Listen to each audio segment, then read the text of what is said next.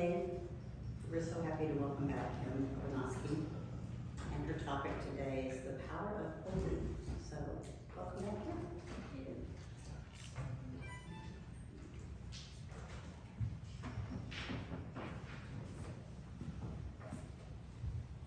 Good morning. Good morning. I just found out I'm a dragon. I love tacos and I can't do spicy. Becky always does such a good job. She'll text me early in the week and she'll say, what is your topic? And sometimes I just make up a title because I'm not sure yet. And you always do such a good job on the meditations and the readings, and I appreciate it. We are even color coordinated today. I mean, like, is that synchronicity? I was originally invited here to speak at UU with the recommendation of Judy Sushu. Judy and I had attended Unity Church together and some other study groups. A few years ago, a common friend of ours started a study group in her home once a week, and Judy was part of that group. At some point, the host asked, would I facilitate some of those discussions? So the people there, in some form or another, probably had been associated with Unity, but I wouldn't call them all believers. A couple of them called themselves recovering Catholics. Their words, not mine. There was one that identified as an atheist, one that identified as an agnostic, and if you're not familiar with those terms, according to the American Psychological Association, and I say that because I'm not the one interpreting what these mean. An atheist is someone who doesn't believe in a God, while an agnostic is someone who doesn't believe it's possible to know for sure that God exists. Well, after 63 years and a lot of reading, research, self-analysis, and soul-searching, I decided that I was just simply a spiritual person. And when I say spiritual, I don't mean religious, because I'm not good with rules. So what drew me was new thought. And new thought is not new thought. New thought is old thought, and not to be confused with new age, which is a whole different topic. So in the 90s, I followed my mother to Unity Church, and there was a couple there from California, LA, I believe, and they were affiliated with Science of Mind. And I'd never heard of Science of Mind. And they said, well, the easiest way to introduce it is to get the Science of Mind magazine. It's been published since 1927. They came to that church because the only Science of Mind, they don't call them churches, they call them spiritual centers, was in Dallas or Austin. So I got to know them really well. So back to the study group. I was aware that for places who didn't have a Science of Mind, the organization supported what they call spiritual living circles. And they're groups of people who get together and they just discuss the articles in the Science of Mind magazine. I thought that would be a good place for that particular group because of the difference in beliefs and non-beliefs. Our approach was to just read the articles, highlight what you wanted to talk about, and then we just went from there. And we had some wonderful, deep, educational, enlightening discussions. I have taken some online classes and read several books written by Ernest Holmes, who is founder of Science of Mind. It's a very difficult read. It's kind of like trying to sit down and read the Bible. I don't know about y'all, but it makes no sense to me. And he writes in a different way, writing back in the 1920s and 30s. But I do have a lot of background in New Thought. So, Judy had asked me several times to talk about Science of Mind. I was resistant, and the reason I am not a Science of Mind licensed practitioner, but Science of Mind falls under New Thought, and the church I used to go to was Unity, which is New Thought. So they're all under the same umbrella. I do continue to study both. The founder, Ernest Holmes, believed that Science of Mind, he believed that science and religion could and should coexist. He believed basically in the power of the mind. He believed it would augment all religions. Now bear in mind, this was 100 years ago.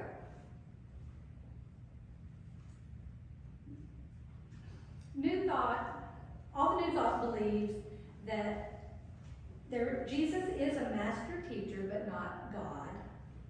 Unity practices what they call practical Christianity. And then Science of Mind does not consider itself Christian. They just kind of like you, whatever, we will discuss everything and see what value there is in it. New Thought organizations believe there's one absolute, you can call it God, source, guiding principle, first cause, spirit, universe, energy, nature, great mother, Matilda, or whatever you so choose, it doesn't matter. All believe that we are individualized expression of that absolute, that collective consciousness. That's what Carl Jung calls it, collective consciousness. So what is Science of Mind? According to One Center for Spiritual Living, which is what they call their organization, they write on their website, Science of Mind brings philosophy, religion, and science together and offers principles for living and spiritual tools to transform personal lives and help make the world a better place. Their ultimate vision is a world that works for all. Sounds kind of like Unitarian. I really have enjoyed the diverse speakers that you've been bringing in. They've shared their faith, their beliefs, their experiences. This talk will contain New Thought beliefs, also incorporated with hard science and research in relationship to the power of belief. There was a time not so long ago when we could not base our belief on the power of science. The words in the definition of science that gave people pause was based on evidence. This is no longer the case. A Stanford professor recently wrote, "Our minds aren't passive observers, simply perceiving reality as it is. Our minds actually change reality." The professor goes on to say, "It's essential to recognize that mindsets, i.e. beliefs, are central to health and behavior. Probably the best known way the mind influences health that we are aware of is the placebo effect. They used to call it the sugar pill. This is where people got better when they just thought they were being treated for a disease. For ages, the researchers thought that placebos were just an annoyance. You just had to know they existed and they didn't put much stock in them. Well, doctors and the medical community are starting to rethink placebos, not as a hassle, but a path to better health.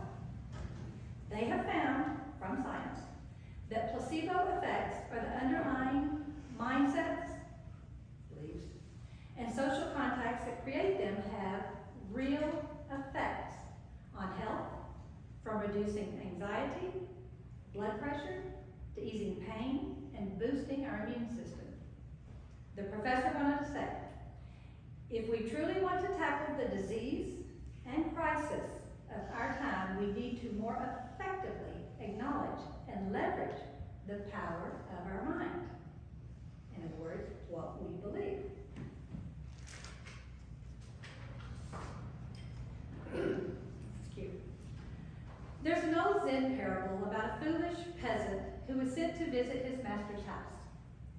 The master brought him into the study and offered him some soup.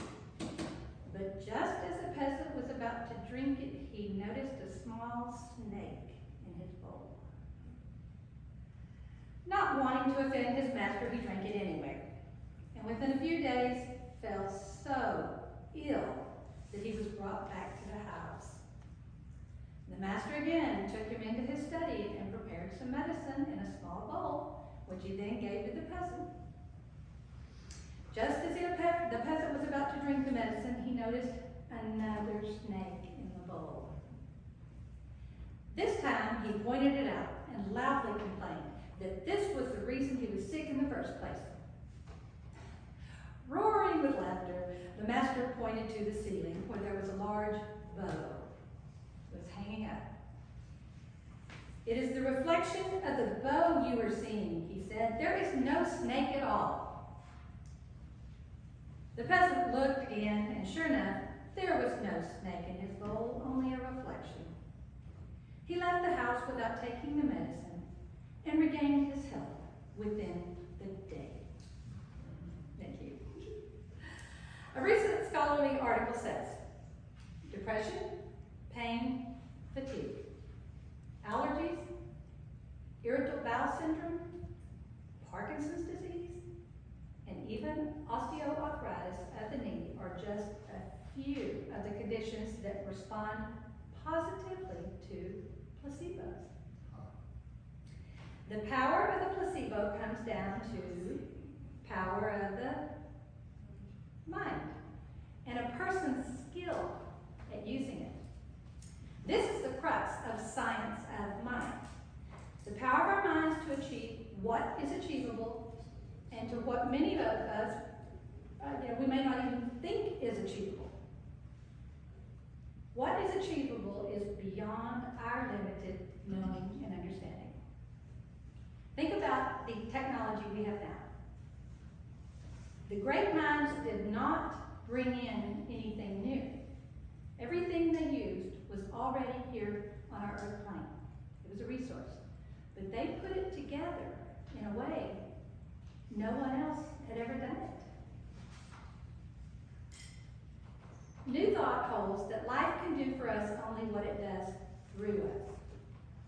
Each individual, you, me, everyone, is a unique expression of this universal wholeness. Science of mind holds that the universal wholeness is a law of nature. So, here's an example of a law of nature. We can understand this one. Gravity is a law of nature. Whether you believe it or not, it's there.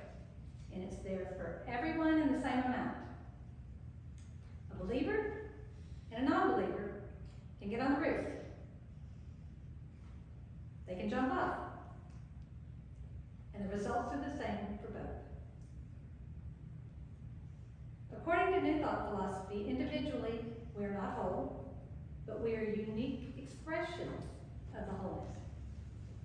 A drop of water from the ocean has the same properties as the ocean, but it cannot be called the ocean. If you so choose, and be careful who you say this to, you can say, I am God, expressing as Him. I am but a drop of water in the ocean of infinite life. We know that we are stronger collectively than individually. I believe our responsibility in life is to work to understand how we, uniquely, can contribute to the collective good through our life journey. We're not meant to be anyone but who we are. I don't have a singing voice. If you've noticed, I don't sing because I don't want to hear me. I love to hear those who can sing. I can't read music. I can't play a musical instrument. I have really bad juju when it comes to technology. Craig's helping me to get my phone on airplane mode over there. He got frustrated watching me. I don't have the patience to accurately measure baked goods like y'all have after service. I have no desire to write a newsletter. I don't know the first thing about a safety plan. Groundskeeping, not my thing. I do enjoy researching and sharing ideas that I think might help others navigate life. So in order to have this gathering here today, people with all of those different interests and talents contributed to make this successful. We also have gravity and electricity. I can't explain how they work, but I obviously believe they do, and I'm thankful for both. This is a very small example of how wholeness is in the collective. I don't garden. I don't do a lot of things, do I? I don't garden, but I do know that if I want to grow tomato plants, a tomato seed into some kind of soil or fertile ground. And I need to give it what it needs to thrive. I know enough to understand that if I plant a tomato seed, I'm not going to grow a watermelon. If our mind is fertile soil, what are we planting in it? It's our responsibility to be aware of and choose wisely what reaches our inner garden. Most of us, it's never been explained to us our role as gardener of our thoughts and beliefs. What do? We have allowed good seeds and bad seeds to enter our inner garden. If you want to understand why certain things keep happening in our lives, we have to look within. What do we believe? Jesse Jennings writes a Q&A section in the Science of Mind magazine, and people write in questions, and he answers them in a short couple of paragraphs.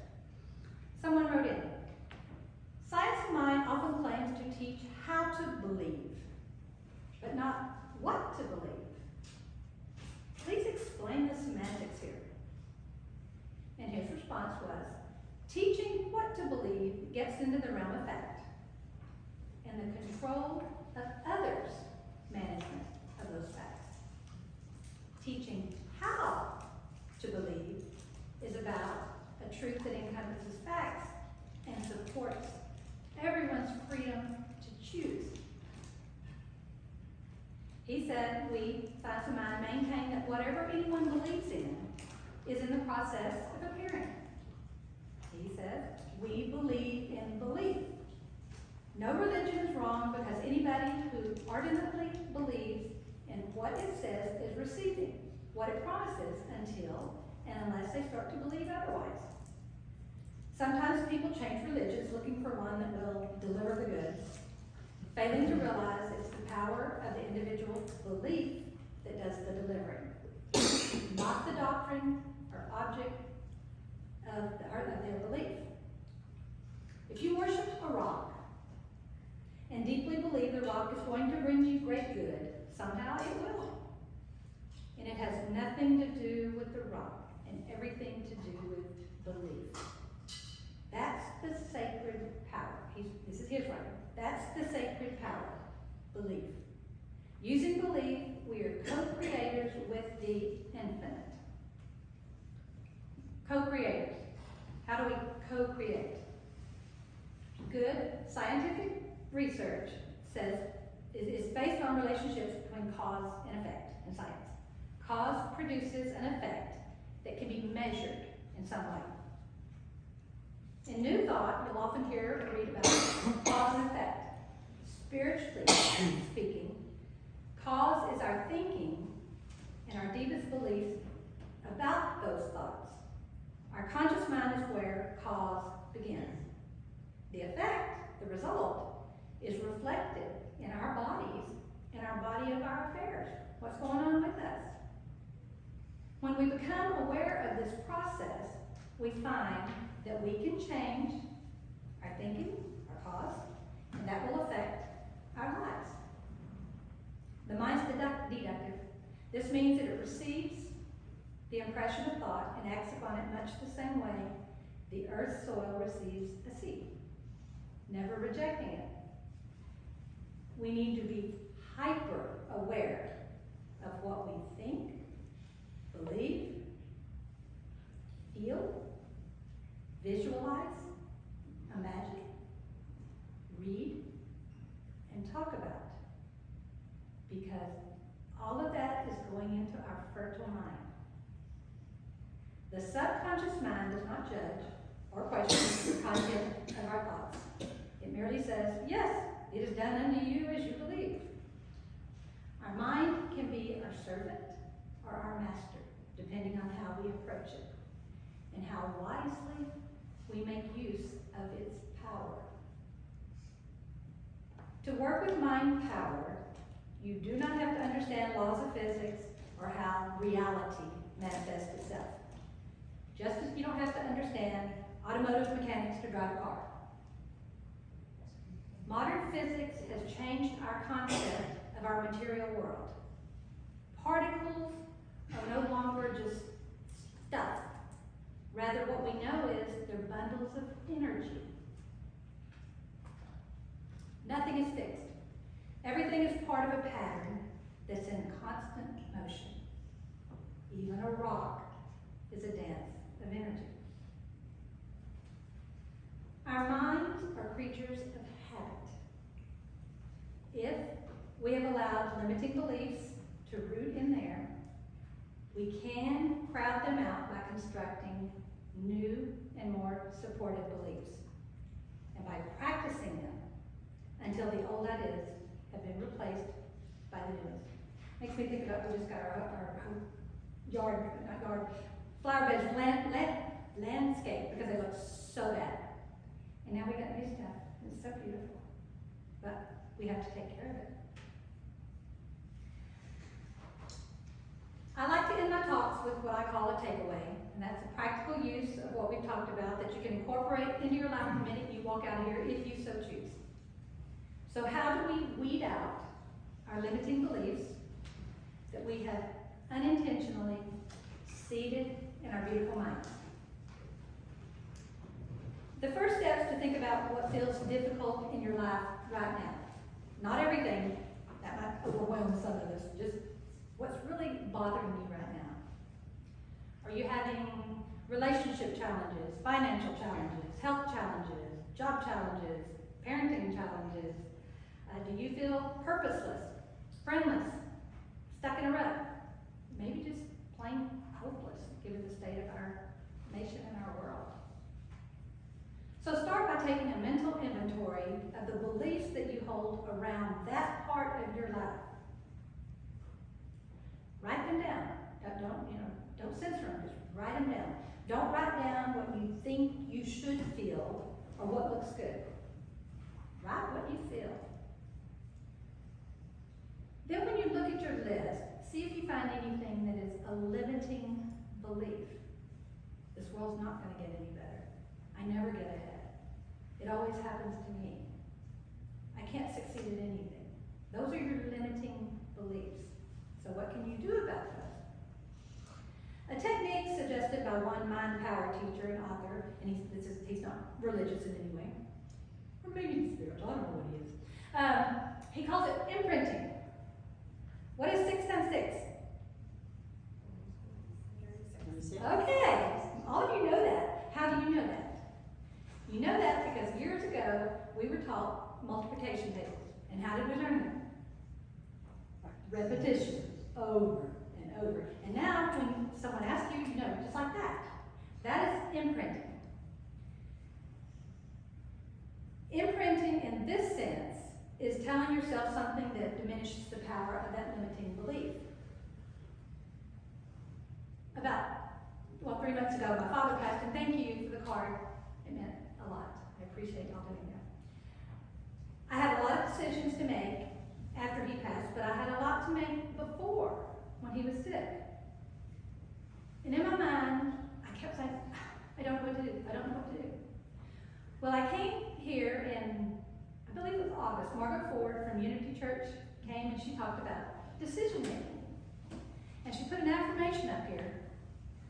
And I took a picture of it, and I had it, and I kept reading it. And the affirmation was, the guidance I now seek is established in my life. I experience the peace of freedom, knowing I am now being guided to the highest possible outworking of this situation, and I am grateful. Well, I had it on my phone when I'm going for a mental health walk, I'm reading, I just keep going. I'm thinking, maybe I don't have enough faith. Because I know people that say, oh, I just say my prayer and turn it over to God and I'm done. Sorry, I don't have that kind of faith. So here's what the author I mentioned earlier had to say about imprinting. He says, when imprinting, use a combination of affirmations and contemplations, which is what I was doing. I was reading this over and over, and I was thinking about it. While repeating the idea to yourself, think about it. Make it real to yourself, and ignore anything contradicting concept is still a tender shoot. Nurture it through the first struggling stages. Be vigilant, for without care, your unruly old ideas, like mental weeds, will take over and crowd it out. There's necessary germination period before any new idea or belief will take root and flourish in our consciousness. This takes time. It does not happen by whipping past a new belief once or twice or even 10 or 20 times. True imprinting requires at least 1 to 3 months before it effects are firmly fixed in our mind. So I felt better about my not getting it real quick. But you have to work at it. You have to keep telling yourself. There are other techniques for changing our falsely embedded beliefs, and I'm not going to go into those. But I think this would be a good start. So in summation, scientific research and spiritual intuition have revealed to us that belief is a power force within us. Our bodies physically respond to what we believe, not necessarily what is actually happening. If we are harboring beliefs that do not serve our well-being, we have the ability to change those beliefs. And lastly, life can do for us only what it does through us. And that is not woo-woo. Namaste.